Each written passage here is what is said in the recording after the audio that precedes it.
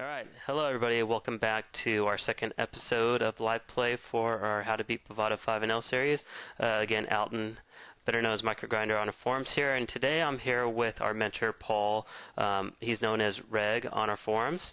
So, say hello, Paul. Hello there, buddy, okay? So, I wanted to take the opportunity to have Paul sweat me, essentially because he's one of our two coaches on our website. We like to call him mentors, and he's been with us since the beginning, since we started 3 months ago, and he does mentoring on the forums for free, and he provides low-cost coaching on our website to our members as well. So for those of you that are new to our site, those of you that really haven't considered coaching, definitely take a look at Paul's page under the mentors section and read his bio. I think his stats speak for himself. He's, crushing the games at his limits that he plays. And then in terms of coaching rates, you're really not going to find more affordable rates than what he's offering, $25 per an hour for a single purchase, and then he's offering $100 per an hour for a 5-session purchase. So if you're thinking about getting into coaching at the microsites, definitely check out Paul. You won't regret it. If you're interested in getting more information on what other players have thought about him, check out our forum. You go to the coaching area, the mentor coaching inquiries, and we've got 3 pages of info on Paul's coaching, and there's nothing but good words towards his coaching. So definitely recommend Paul. You will definitely benefit and improve your game, whatever type of level you're at and whatever stakes you're playing at the micros. So Paul, just want to in front of everybody, just go ahead and let you know, I definitely appreciate everything you're doing on our site and our forums. It's made a huge difference both for me and for our members, and I'm sure the ones, if we can get some of your students on here, I'm sure they can give us some awesome testimonials. So appreciate it, Paul. Thank you. I'm pushing it a little bit, but yeah, let's move on. Hey, well deserved. So what I did was I preloaded some tables up, got my Hold'em indicator HUD up and running, and we're going to go ahead. I've been sitting out. We're going to go ahead and start sitting in and playing some hands. For those of you that aren't aware of the HUD that you can use for Hold'em indicator, that's the single HUD that does work on Bovada. It's not the best of HUDs, but it gives you your basic stats. And as we're waiting to get onto tables, I'll just go ahead. I know I didn't do this in my first video, but I'll do this pop-up and it'll show you the different stats. So the first stat is number of hands it's tracking. Second stat is their VPIP stat. Third one is their pre-flop raise. After that, we get to the aggression factor. The W stands for percentage of hands that went to showdown, and after the pipe, the down signal there, that is percentage that go to showdown and that they've won. Then after that, we have our still stats, so how often they're stilling and how often they're folding to stilling. The 3B is their 3-bet stats, so how often they're 3-betting, how often they're folding the 3-bets. And then we have their C-betting, so how often they're C-betting, how often they're folding the C-betting. And lastly, the N is for how well they're doing this session, so if they're up or if they're down. We can look at our opponents. For example, opponent 3 here is down, $3.54. And Paul and I were talking about these stats, and in terms of tracking session stats, especially the micros against bad players, using this stat here as to how well or how bad they're doing can be a really good indicator to determine if you can make a big call down or not. You get some pitchy players, they get on tilt, they may be doing silly things and making bad calls or bluffing too lightly, and we can make some big calls against them and potentially win some big pots. Yeah, I think in close spots it's useful. I wouldn't say it's super useful in a spot where they've rep strength the entire hand, but if something doesn't make sense to you and you think it's a close decision, that could be a tipping point one way or the other. If somebody is losing quite large and they made like quite an out of line bet that you were expecting, I think it's more likely to indicate that they're doing something silly rather than and to try and get unstuck. I mean, that's when you tend to see people making the biggest mistakes. It's when they play the longest session, they're stuck quite a lot and you just start to lose their mind a little bit, especially at these stakes where even a really bad session isn't going to really hurt you financially away from the tables. Yeah. You see people making a lot of really silly frustration mistakes. Right. No, definitely, I agree.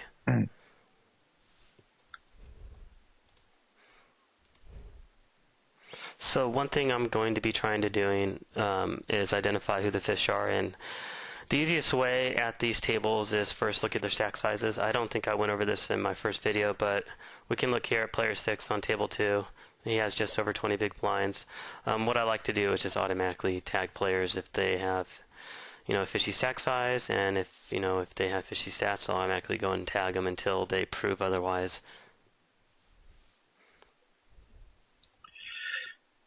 Another thing we can reach quite quickly, and you will hear a lot of people saying, that we need to have reliable sample sizes, but things that do converge quite quickly are your VPIP and your PFR. We have at table 1, seat 6. The guys, we've only got 12, 13 hands on him, but he's already playing 46-0. 12 hands or 13 hands is enough to assume this guy is not going to be a good player. He's 43-0. We can already assume he's bad, and now it's just a matter of figuring out what makes him bad, in what way he's bad. At the moment, he's looking like he's just too loose and passive, but then we need to establish how he plays post-flop too, because a lot of loose passive players pre-flop can just start doing silly things post-flop. They make silly bluffs, they make weak stabs at things, and you get other people who are just complete stations, and like you mentioned in your first video, they can be quite passive with quite reasonably strong hands. So it's just about just really paying attention to every showdown they're involved in, because these are the guys you're going to play lots of pots with. They're the ones playing the most hands at the table, so it's reasonable to assume these are the guys that we're going to be involved with most. So if we can actually know what they're getting to showdown with in hands that aren't concerning us too, we can get some quite solid reads on them quite quickly. Yeah, so that's I something agree. that we should be doing. But when we're 4-tabling, we should be able to really keep track of everything that's happening on every table, especially in big pots. There's no excuse why we shouldn't be able to do that and then retain that information for the length of the session. Unfortunately, that guy's just quit, so Unfortunately, never mind. He quit, but this player, we got a fishy stat on this player. He defended with 3-4 suited in the small blind against his raise. So with the 10s here, he flats me. I think range is really wide. He could have a flush. I don't think the 2 can complete a straight, but it's highly unlikely. My thoughts are just continue fire away here for value with top pair and the flush draw. Absolutely. I think I would have made it slightly bigger too, because if we think a lot of his range is draws, we're not going to be able to get that much value on the river.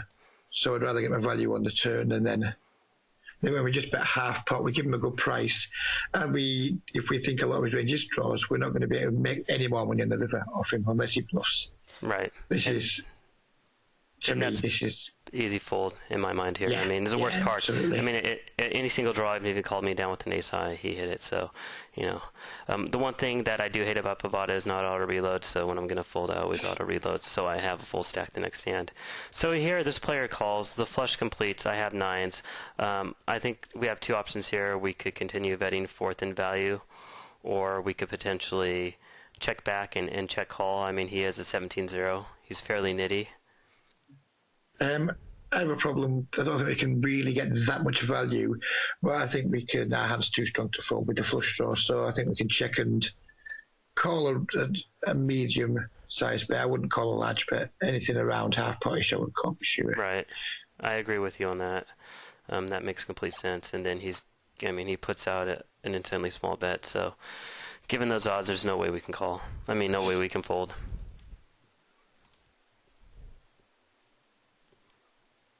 What you'll find in these spots quite often is people will just bet when they check 2 just because they don't know what else to do. Sometimes they'll be betting for protection with a hand that doesn't warrant protecting. For example, if he had a hand like King 7 there, he might just randomly decide to bet that when we check. And when he bets that price, it's giving us a really good price to call. And again, here, we're going to be beat a lot of the time, but we're getting such good odds. I know. There's no way we can fold here. We're getting 14% pot odds, so we're getting something like 7-1. You have to call. And he floated me with overs and hit top 2, so good for him.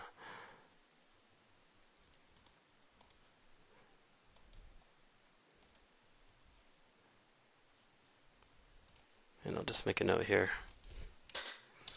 And I think that's fairly standard at the micros that people are going to float you with overs. Absolutely.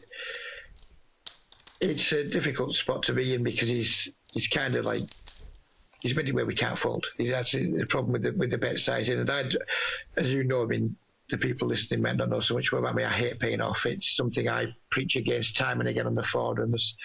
I've got a reputation of being somewhat of a nit, a little bit like yourself. But in these games, generally, if you're calling bets on the turn of the river, unless you're slow playing a hand, you're generally putting money in bad. Right. I would imagine in most of these games. But when someone's giving you such ludicrous odds, we just can't fold in our spots. It's unfortunate. If you bet bigger, we may have found a fold at some point. But right, someone's betting 22 into a dollar on the river. I mean, it's just a no-brainer call. No, I agree. I mean, yeah, you're going to be beat, but you only have to win such a small percentage of the time, and it is Bovada 5-0, and like you said, he could have he can easily find the bet button with King 7 or and there is some value in the call, even when we're beat. It's not we're not losing the full 22 cents there, because some of the times we are going to win, but we're also getting some really quite cheap information too.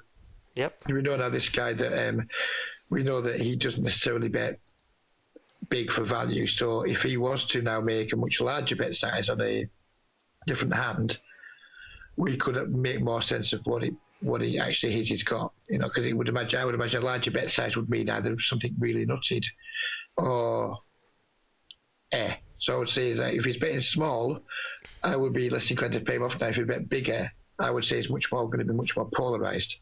Yeah, I agree. That's the read I would make from that, and that's what I would assume from that until I saw something to make me think differently. No, I agree. So I'm actually going to just fold this hand. Even though he's limped, he hasn't played a single hand. So Jack 9 off, out of position, in the small blind just doesn't play well, and I don't know what this player is going to do. I just don't feel like ISOing against a super tight What's player. the bottom of your range for isolating there?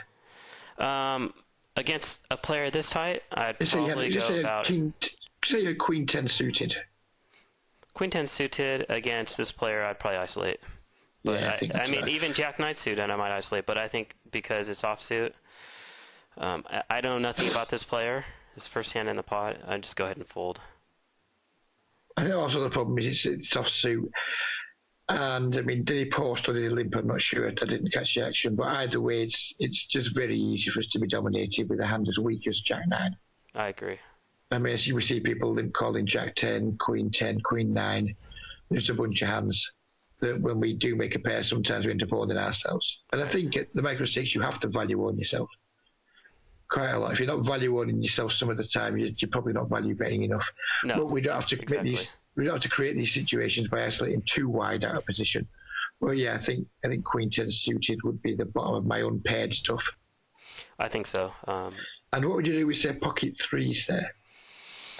I think you and I share a view that others don't necessarily share in spots like that. So you know what? With pocket threes there, I might just limp.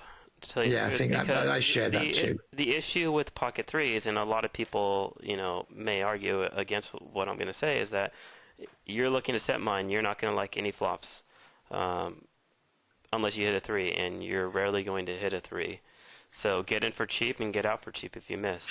Yeah, well, I have a way of thinking about these games is when they're playing the micro stakes games and they lose passive, we can treat them more like you would play live in a casino, and there's an absolute bunch of limping and over-limping that goes on in the casino. The games play completely different.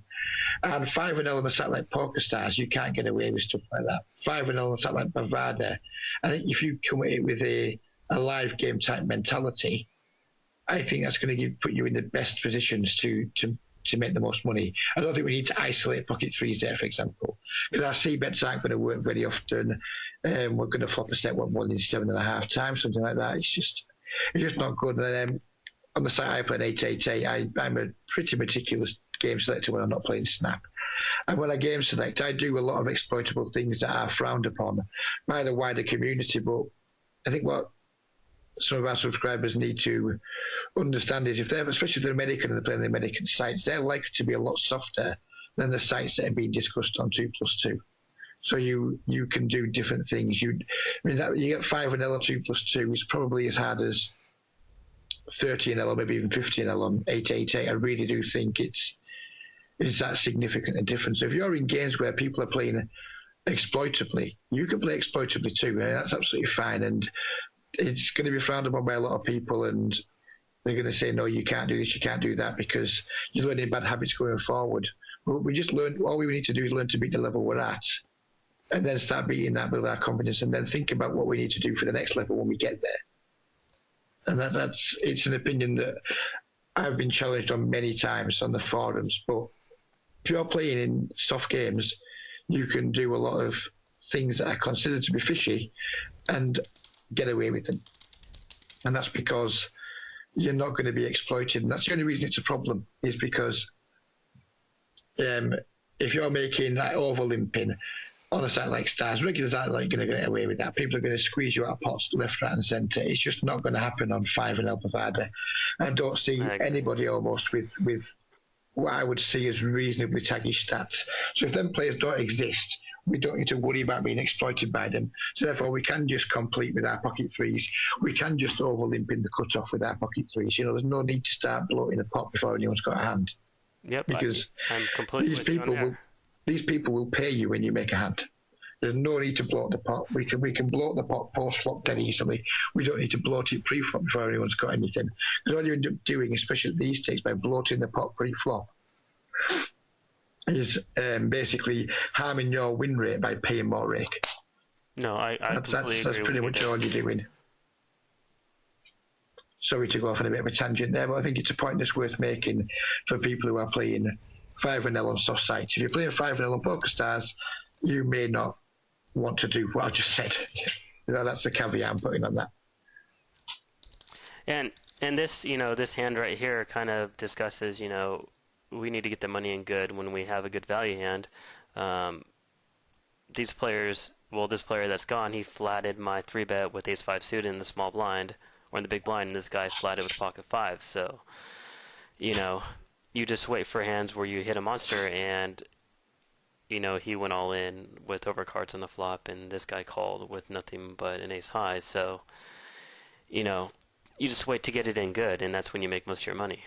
Yes, it's not hard to get action in these games. I've sweated several different players at various limits on Bovada, and it seems to me 5-0 through 25-0 are probably some of the softest games on the planet, I would imagine. Yeah. They are super soft, and all you need to do is play a very value-orientated game.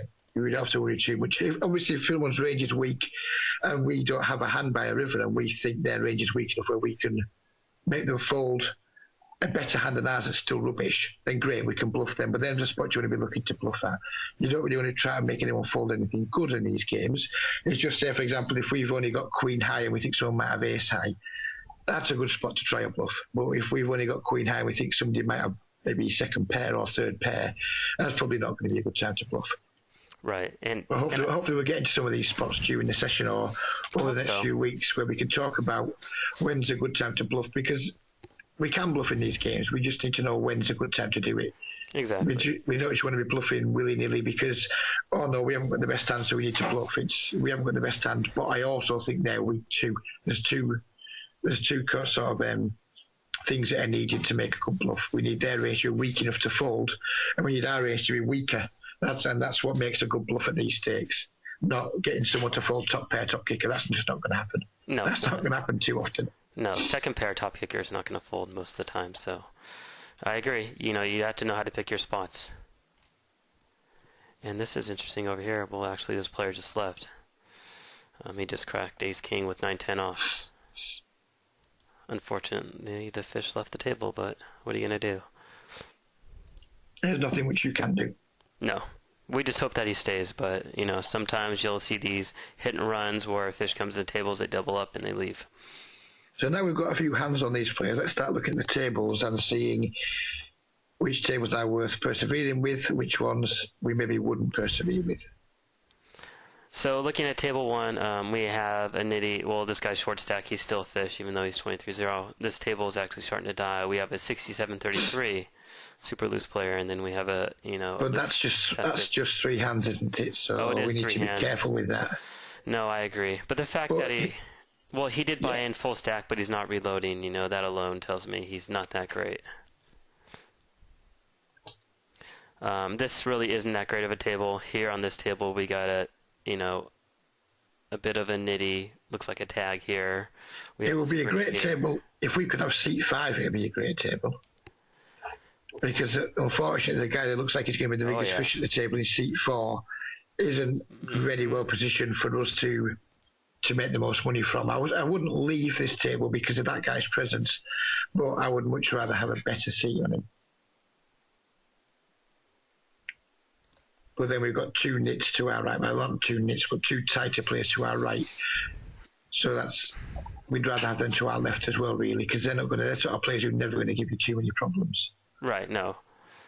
And I'd rather have a good. I mean, if any of the players, this player, I mean, his stats look. Well, actually, I wouldn't say that he's good. I'm sure I have the best hand most of the time here. And no, he checks down. Interesting. So this is one of these spots here where bad players do stupid things. You know. Well, he was clearly going for a check raise on the. Well, I'm assuming he's going for a check raise on the river, but who knows? I only called 5 cents on the flop, so 1 big blind. Definitely. And so, talking about bluffing, I think this is a good spot for a semi-bluff. We have the backdoor nut flush draw. We can rep the queen. It's fairly dry board. We don't have to bet much. I'm betting 2/3 pot. Thoughts on that? I think that's as big as I would want to go.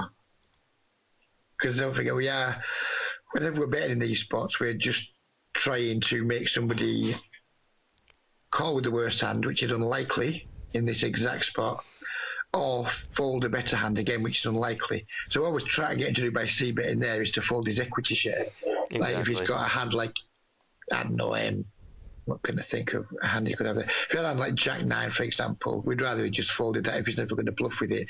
But if we only want him to fold Jack 9, we don't have to bet 2/3 pot. We know we can make him fold Jack 9 for possibly even 40% pot or something.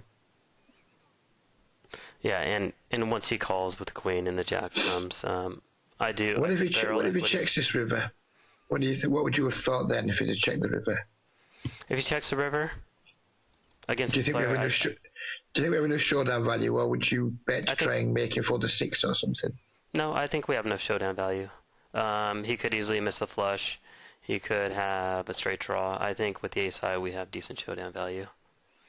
With his stats at 50-42, I don't think he's going to be folding much anyways if I go for a semi-bluff.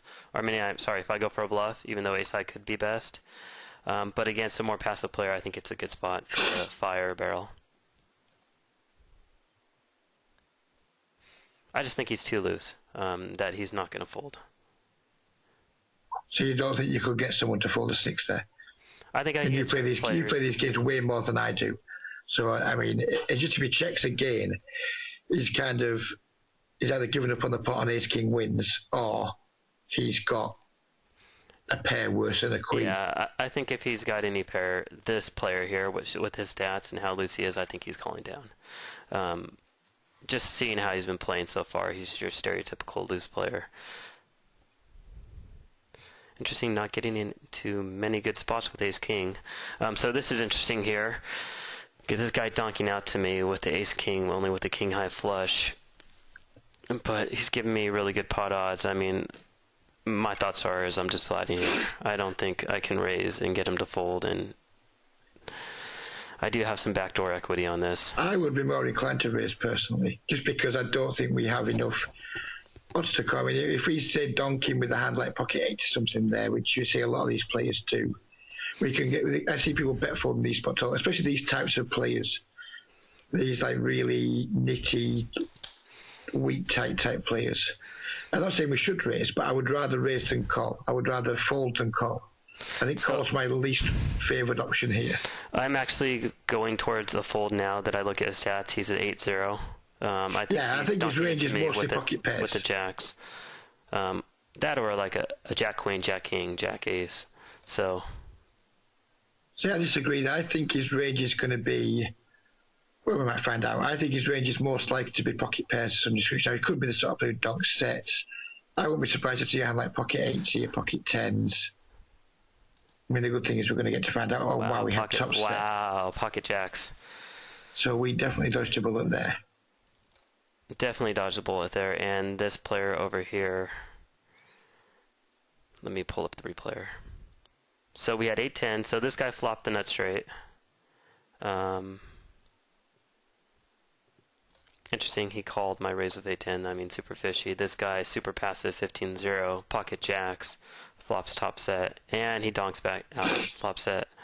Well, So he we donks definitely... really small, which I think is critical. He's obviously donking small to induce. Right. That's clearly what he's done there.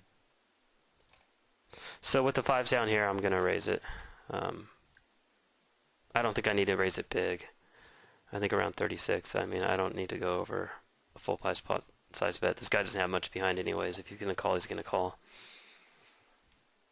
Top pair, up, down, straight draw. Happy to get it in with this hand.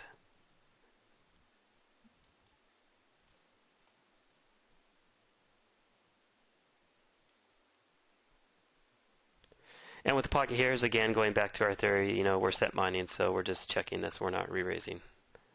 Absolutely. And I think the lowest pair, I'd probably start raising hands like 7s or 8s possibly, but anything less than that. Yeah, I agree. Ouch. Running into some coolers. We're losing the minimum, though. Exactly. I mean, these games. What do you get? Exactly. I mean, he had $150, so he had 30 big blinds. And then, of course, here we're going to... What's your thoughts on just jamming there? Because, I mean, look at his stack size. He's got 20 bigs.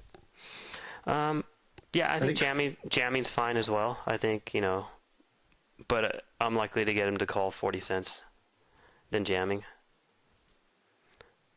Oh, jeez, I really want to call here, but... I just have no, it's a 4-piece, buddy. I know it is, but I want to call. I think when he's only got 20 blinds and where like 3-bet into 8 blinds, I don't think there's any difference between 8 blinds and 20 blinds. I mean, you play these games more than me, so you might well be right. But I think if some guy's going to put 8 blinds out of a 20 blind stack in the middle, he's going to put 20 blinds out of a 20 blind stack in the middle too.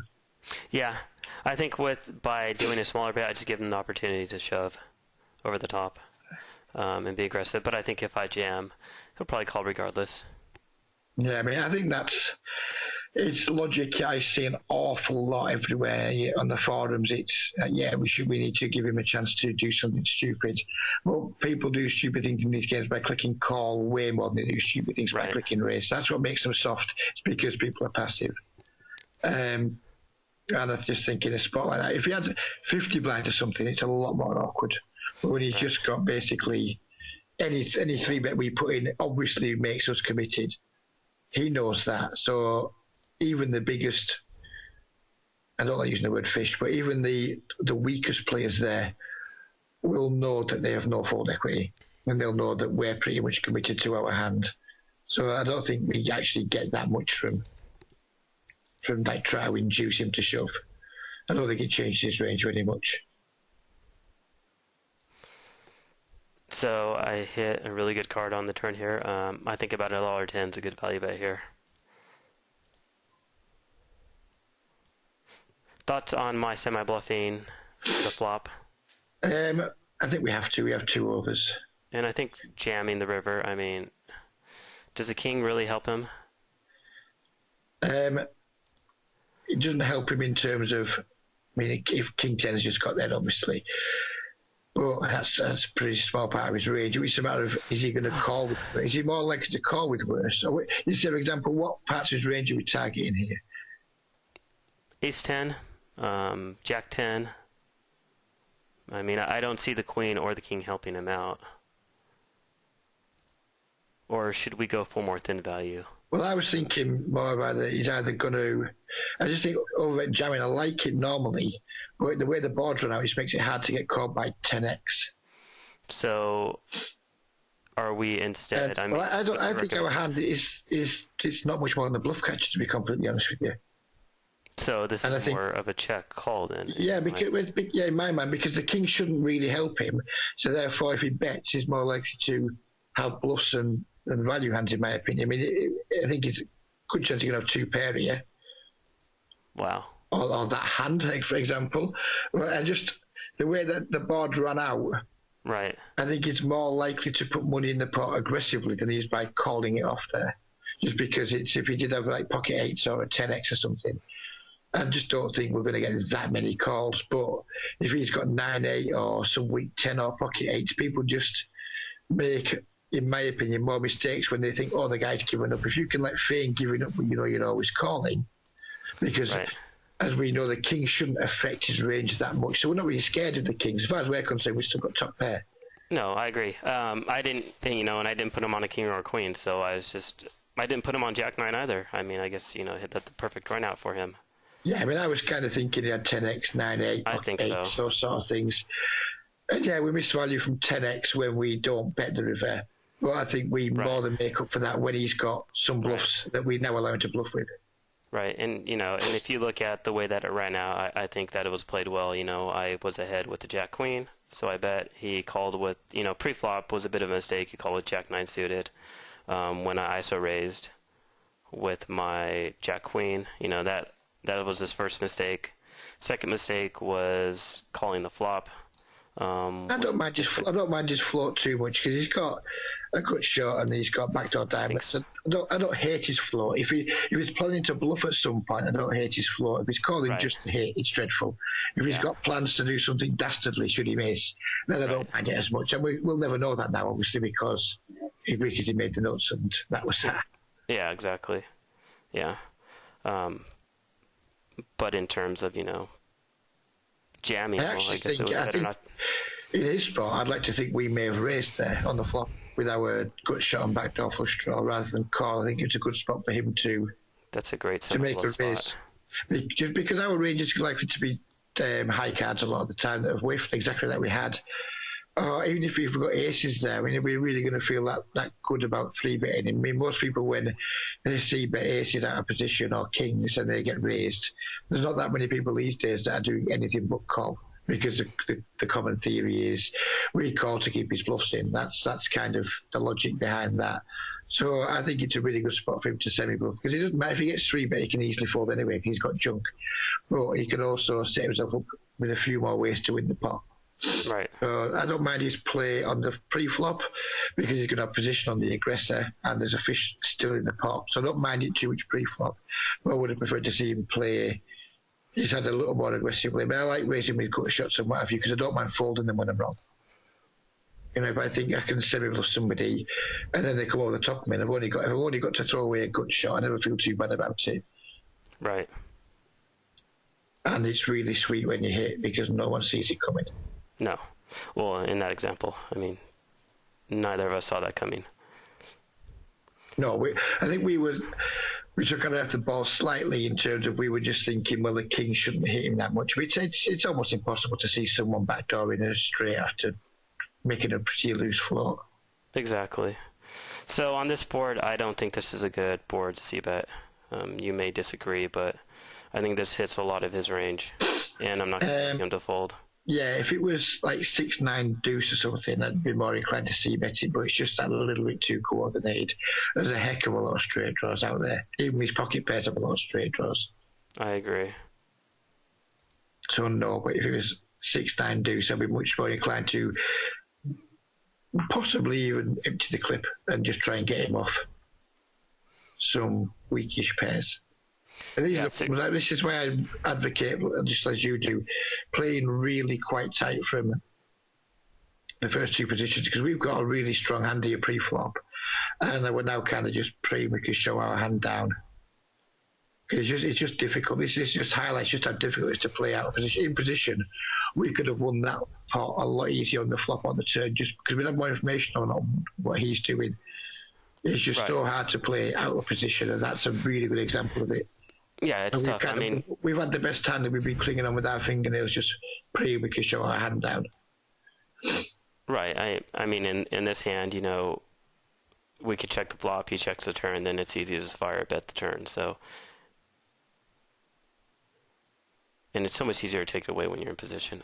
Them spots are heartbreaking when he gets to show down his pocket threes or whatever, because if we had in position, he never gets to show down pocket threes there because we can apply pressure. But when we're out of position, we're kind of forced to almost just give up on the hand because we know we're not going to get too many folds on those sort of boards. So we let people realise their equity too easily. No, I completely agree. And that's why, especially when you're starting out, that's why you don't want to be playing hands out of position. That's why I advocate such a tight range, and it's such a nitty range, because you're going to get in those tough spots, and if you know what you're doing, you can lose a lot of money. A new player came to me, I think it was about 2 weeks ago, and he'd already played like 30,000 hands lifetime. He was already playing, I think, like 28, 25, and he was just getting annihilated. And then I gave him a really tight range to play, and I had to argue my case with him quite a lot. So here I have two pair. I just don't know if it's strong enough on this board, and what he's been, what makes sense on that backdoor flush. I mean, if I'm raising, I'm almost pot committing myself. I mean, he's betting pot there. No, but I think raising's not the question. I think if I was you, I would have bet the river myself and avoided this situation, because I would have just bet folded. And now we're in a spot where we're close to the top of our range, but we don't beat any value hands. That's the issue. If no, that's the problem. We're screwed. Yeah. I mean, he hit a backdoor flush draw. I think that's a good question to always ask yourself when you are calling on the river is, do I beat any value hands? Because that's what people are mostly doing. And if we don't beat too many, if we can't think of many value hands, we better be sure he's got quite a lot of bluffs in his range. Right. Well, we have no business calling pot-sized bets. I mean, I think I would have played the hand differently to you, because I would have just blocked the river. I'd have bet like 35 cents on the river and folded to a raise. So I would have differently. The issue is I didn't put a club in his range at all. I put him on, up, down, straight draw. Potentially he floated me with an over. He hit a queen. And I felt that he was going to fire the river, so I didn't expect him to pot it. And so I felt that I was just going to check raise him. I felt that I had a hand, the best hand the majority of the time there. Let's look at this player. This guy's folding 75% of FC bets, so just go ahead and fire away. Going back to the point I was making about the loose player who I won't finish this hand off now, because we picked up quite a nice amount of equity. Yeah, definitely a good turn card, and obviously putting him on trips. Tough spot here. Problem with just calling here is that I'm going to give him initiative. The problem I've got is we're not really, when we hit, how much more action are we going to get? What's our reverse implied odds if he's got a full house already? Right. I would just fold. The problem that I see with folding, though, is that I'm getting perfect pot odds to call. 17% pot odds, and I'm going to hit my draw 18% of the time. So I feel like I have to call with the pot odds. Well, I mean, that's fine. I mean, if you feel that, well, I just think it's when we hit, we end up losing money when we hit sometimes. Right. That's true. I mean, I'm not really going to make any more money here. I mean, and if he has the boats, I'm screwed anyway. So at this point, yeah, I'm just go ahead and fold. It's just a classic turn race thing. It's Beluga theorem all over. And yeah, we are getting direct odds to call. Where it's how much more money we're going to win if we hit versus how much more we're going to lose if we hit and then still have the worst hand. Exactly. No, I agree. It's two considerations to have there. I mean, if he flopped a set, he turned a boat. But the one thing that's interesting there is that he would min raise when he made the boat. I would expect him to min raise more often with trips than with the boat. I would just smooth call in position with the boat, and then on the river I would just re-raise. Yeah, but I think that's similar line to I would take too, but we can't judge other players by the lines we would take. We have to just take things at face value, and basically we've only got a draw. We've been raised on the turn on a paired board. To me, it's not a situation I'm comfortable continuing to put money in with. Right. I don't think I would have c-bet that flop either. I see that because we only have one overcard and we have just one backdoor draw.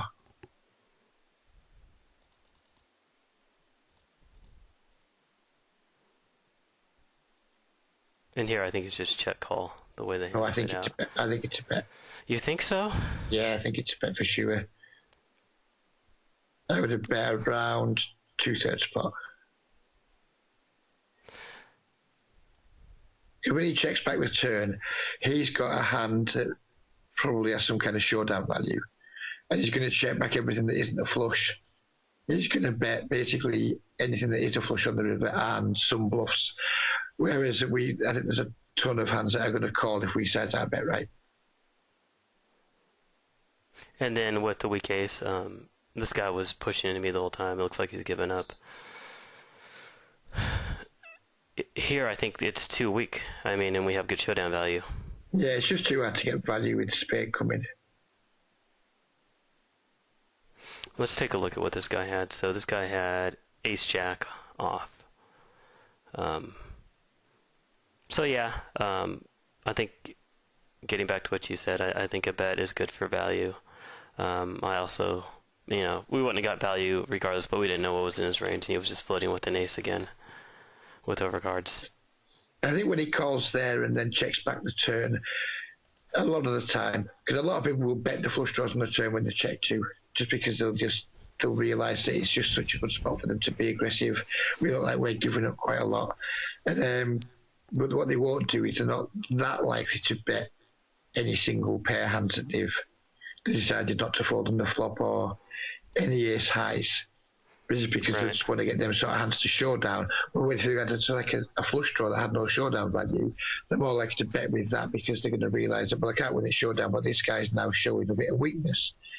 That's a classic spot where you can put a very profitable semi-bluff in against someone who's slowed down on a brick turn. There's no reason to slow down. If we had a value hand, we wouldn't slow down on that turn. So when we do slow down, it says a lot about our range to anyone that's paying attention. It shows basically we've got a hand that we don't want to build a big pot with. So in that case, if we've got a hand we don't want to build a big pot with, it's a perfect time for someone to bluff. If they've able to establish that, it's a pretty common line I take. Whereas if someone c-bets into me and I'm on position on the flop and then they check the turn, I will often just fire two streets regardless, because they've indicated they don't want the pot to get too big. So if someone doesn't want the pot to get too big, it's my job to therefore make the pot get big, because I'm doing something they don't want to do. I'm making life uncomfortable for them. And yeah, of course, you have some players that will c-bet once we top pair, top kick, and then bluff catch with it. And that's unlucky. When that happens, you just take a note and move on. Most people just give it up. Yeah, that makes complete sense. So I called the deuces here in position against the undergun open, hoping to flop his head, just because I put him on a tight range. But when I miss, majority of the time I face aggression, I'll just get out. With the pocket sevens here, I'm just going to flat. I'm not going to 3-bet. This guy seems really aggressive with his 3-betting. And then here with the tens, I think I'm going to check call one straight. If I get a favorable turn, then I'll continue. If not, I'll probably just fold. This is the player that's, he's calling me with almost anything. And then the deuces here, when they both check, I think this is a good spot to semi-bluff here. Don't you think? Because I think this misses a lot. I wouldn't call it semi-bluff, but I just have to thin value. Just to try and get them to fold over cards and consider barreling a few streets, because when they both check exactly the same as before, perhaps not seat 5, because seat 5 could be on some check jam line because of his stack size. But when seat 4 checks here, I think it's very likely that he just doesn't have a particularly strong hand. Once they both call, we're obviously just done with it. Right, and I think this ace hits a lot of his range now. I wouldn't roll an ace out of, somebody floating with a naked ace here.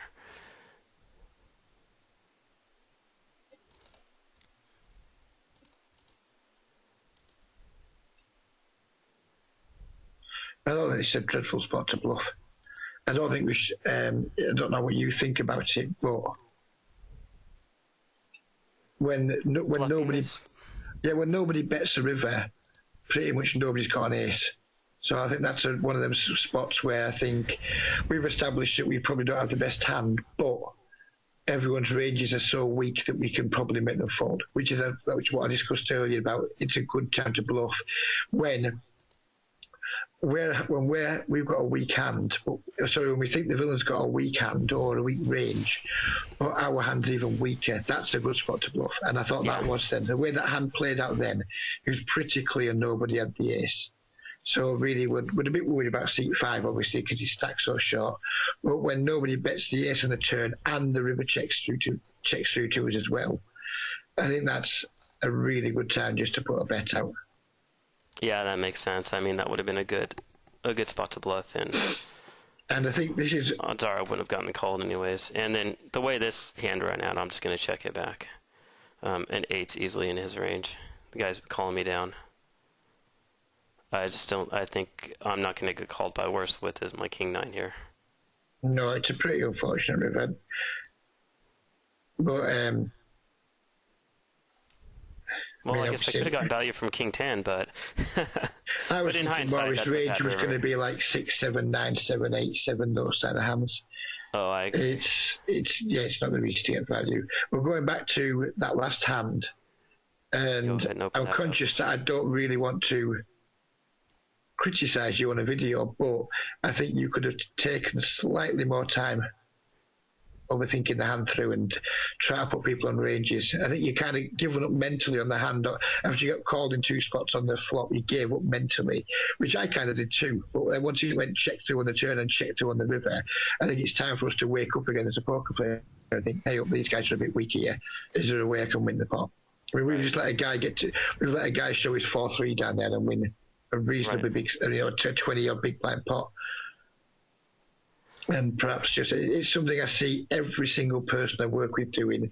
They rush through every single decision. It's almost like they just want to see the result, and they're rushing through hands, and they're just not thinking. I mean, we're learning all these new skills as a poker player. People watching these videos are coming to sites to learn new poker skills, and then I see them actually not giving themselves enough chance to use the new skills that they're learning because they're just in a rush to play every hand in a rush. They've got a big time bar that's going down and they just don't seem to use it ever. They don't seem to use the time to think through it. Because if we'd have actually had more time to think, I would have made a strong case for betting there. But we didn't get a chance to because you checked back after your timer bar went down possibly 25%. Right, yeah. And I just think you switched off.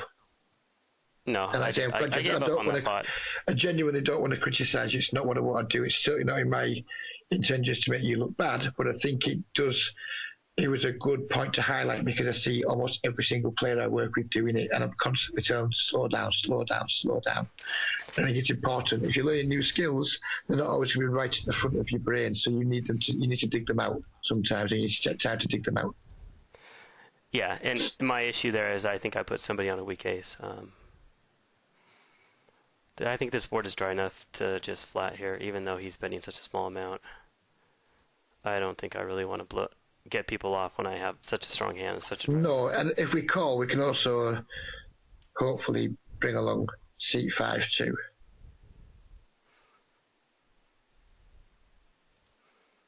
And then, of course, we hit gin right here at this point.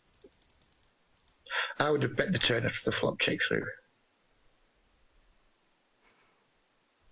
Oh, on this one? No, he bet the flop. Oh, he bet the flop, did he? Sorry, I was assuming you're looking at your set of twos. He bet flop, then he checked turn. This guy's betting such a small amount. I need to start getting some value in here. Is this the guy who bet really small with his jacks earlier? This is the guy, yes, with his jacks earlier. So betting small could be an indication of a strong hand still, couldn't it? So, we want to race for sure. I'm just going to jam.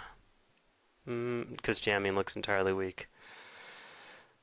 I could go pot-sized. I don't know. What are your thoughts on over jamming versus pot-sized?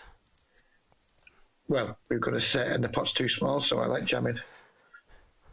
Because we just need to get a lot of money in. So weak. It just looks very weak. And he has a great bluff catcher if he has a queen.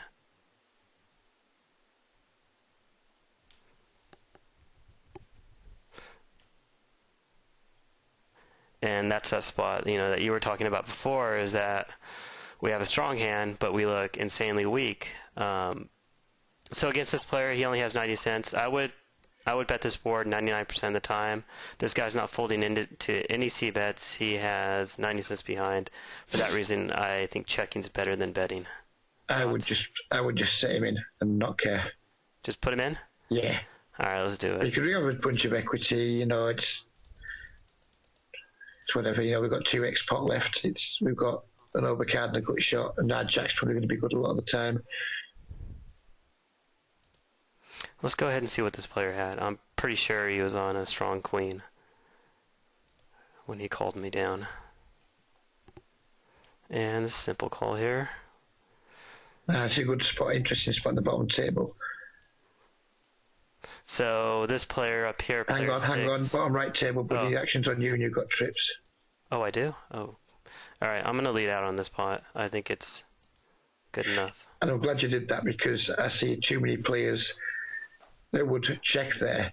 No, not multi-way. And they go for the check raise, and it's just bad. It's just, there's no money in the pot, we need to start putting some money in there. Right. So therefore, I'm glad you let out. Didn't even see that in the big blind. But anyways, up here on table 1, this player, we got him to call us down with as weak as queen 9 suited, because that looked so weak. Yeah, and that's kind of like where I like going for the jam, because when we make a middling size raise, it doesn't look as bluffy as an overbet shove looks. And we kind of want to, how do we want to represent weakness? Best way to represent weakness, in my opinion, to a player who's thinking on a different level to us, is to make it look like we're trying when a fold. That's a good way to represent weakness. And I think that's a strategy that not enough players use. A lot of people will just go for value. They'll say, well, I'm going to try to get him to call as much as I can get him to call when I have the nuts here. So I'm just going to, and that was just horrendous backdoor flush. But regardless of pot size, I'm putting them all in. They're going to bet like 65% pot. And I like this bet here, because he can have a lot of 2 pairs now by the river. No, I agree. Ouch. Well, or he can turn sets as well when that works. Yeah, he can turn sets as well. Unfortunate. Hit a 2-outer on me. What was that you put in your first video? Don't roll broken limp pots. I'm just needling you there, by the way, but there's nothing to do. But what are you going to do when you have when we flop trips against somebody who's only got like 20 blinds or something? Exactly. There's not much we can do about that. No. I just wanted to stick the needle in, because I thought it just reminded me of your first slide, because I watched your video earlier. And then, right. Yeah. Okay. Don't rock limp pots with just 1 pair. There you go. That's better, right? Yeah, that's much better. With trips, we're allowed to go broke with trips. Exactly. Just I'll go broke. I'll go broke with trips, every day. So, but hey, what are you gonna do? A lot of people are hitting their minimal equity on me on this session, unfortunately. And well, yeah, but it's an indication of how good games are, though. It really is. No, they're horrendous. Yeah. Just to switch back on the overbetting point, it's something, if I was you, I would be doing a lot on the river. Oh yeah. I really would be doing it a lot, because people just it's $3 and they're gonna get curious. It's not like you're playing 100 NL or 200 NL where it's going to cost someone a significant amount of money to satisfy the curiosity. It's 5 NLs. I mean, a lot of the times, if we've got a $1 pot and someone's got $2.40 behind, we'd just rather fiddling around with a 60 or 70 cent bet. Just stick the lot in. I mean, yeah, we're going to get a lot more folds, but we only need them to call like 1 in 5 versus maybe 4 in 5 of the 70 cents to make it a more profitable bet anyway. And people, if they're going to get curious, and it's only going to cost them the price of a cheeseburger to call, they're going to put that cheeseburger in the middle quite often, because they're going to get curious, and they're just going to be frustrated, and they just want to know. I mean, I've seen people make a lot of calls, and I've made them myself sometimes, where I've been that curious of what someone's got. I've just flicked like $10 in, because I just want to know. It's like an itch you need to scratch sometimes. And if players are like myself, who consider themselves to be good players, are sometimes making bad calls out of pure curiosity, people are going to be doing it at 2 and L all the time. Oh, yeah. We can just make such a lot of value from it. No, yeah, I 100% agree, because they don't think in terms of proper poker play. They say, I bought in for $2 or $5. This is nothing to me. Yeah, and that's it. They don't understand those concepts. I mean, we as poker players should be thinking in terms of big blinds and not dollar amounts. That's how the score's kept in poker. But these weaker players, they do just think in absolute dollar amounts, so they don't care that they're making a bad call for 40 big blinds. They're just thinking, I want to see what this guy's got. It's only costing me $2 to see it, so I'm going to see it. Yeah, exactly. And, the recreational players, it's nothing to them if they load $100 on and they lose it, and they load another $100 on, that's just what they do. So yeah. Well, it's certainly what I did for a long time.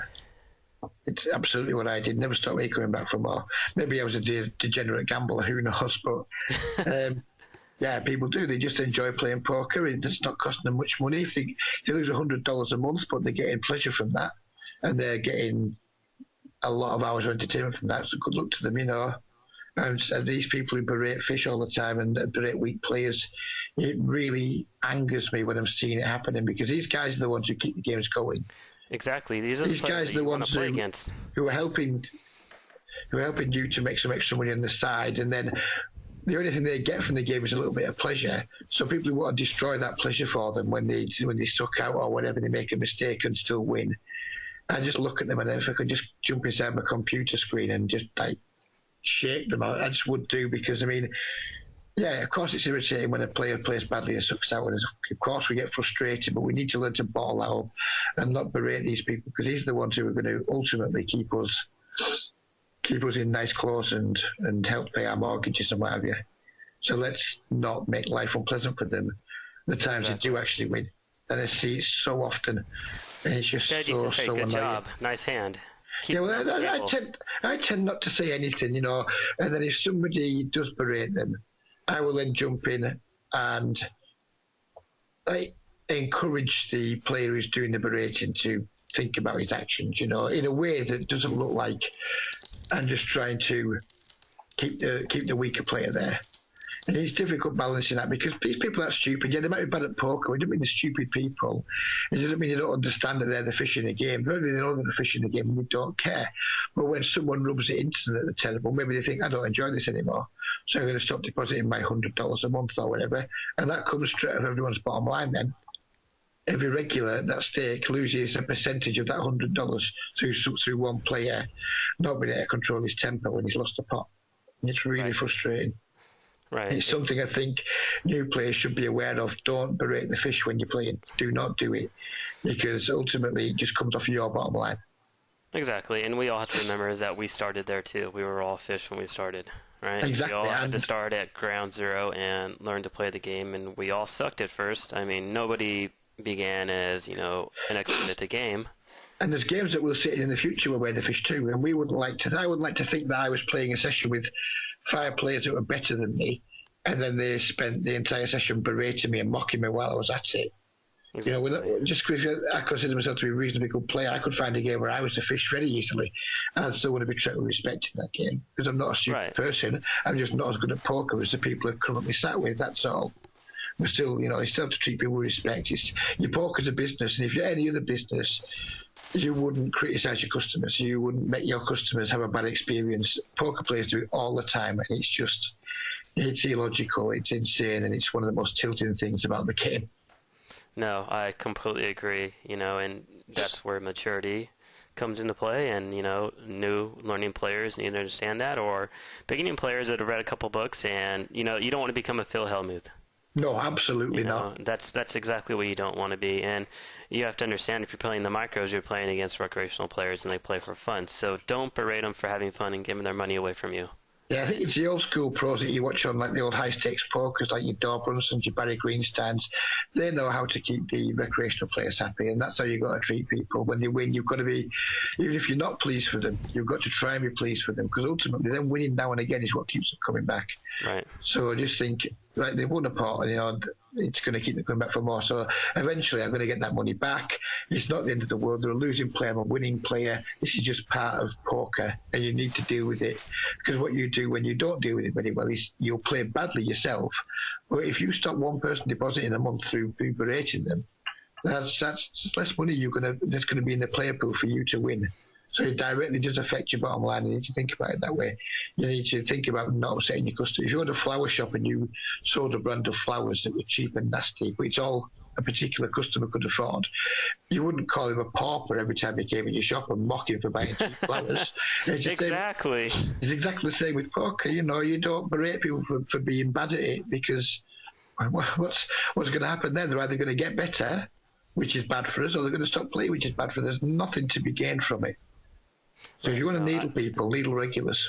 You know. Yeah, I should have put that into my strategies for success. Is don't berate. You know, don't absolutely. Berate the regular players are our customers. We need to treat them with respect. That's kind of the bottom line of that. Exactly, and yeah, I think this is a good point to kind of stop the video. We actually, I planned for this to be 30 minutes, but we hit an hour, and the session didn't go that great. It didn't go that bad. Lost around 70 big blinds, but for some of the situations I got into and some of the big hands that I lost, only being down 70 big blinds is, I would say, not too shabby.